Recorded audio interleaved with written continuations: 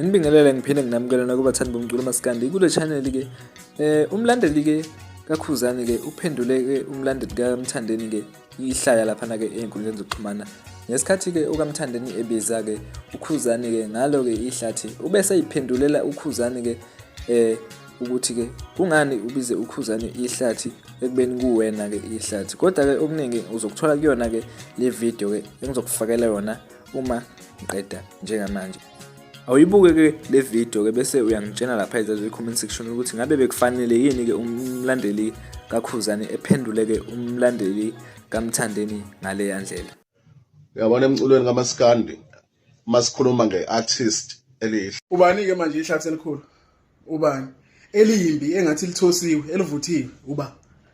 Bafethu, umuntu uyabonakala umuntu ohlulwa indaba zawakhe noma ezomuzi wakhe. Uyabonakala ezonakala nendaba zabanye abafana.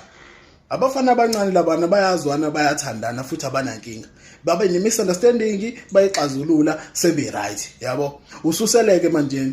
Usamqhubeka nobiza ukhuzani ngehlathi. Hayi bafethu ngeke. Sinenkinga la ebantwini abanjengani. Siyakwazi vele uyamzonda ukhuzani. Siyakwazi uyamzonda. Ubuzothini vele ngoba unusebenzise le yanzondo yakho yeqiniso ukujudge situation between the two. Hayi mfowethu ngeke. Anothula sometimes. Sometimes anothula nilinde nize nibone kwenzakalana. Anothi kuyasiza ukuthula. Yazi uzakhela isidini uvele unazo. Uqhubeke yodwa sakhe. Hayi bafethu ngeke. Manje ucabana ukhuzani noquality.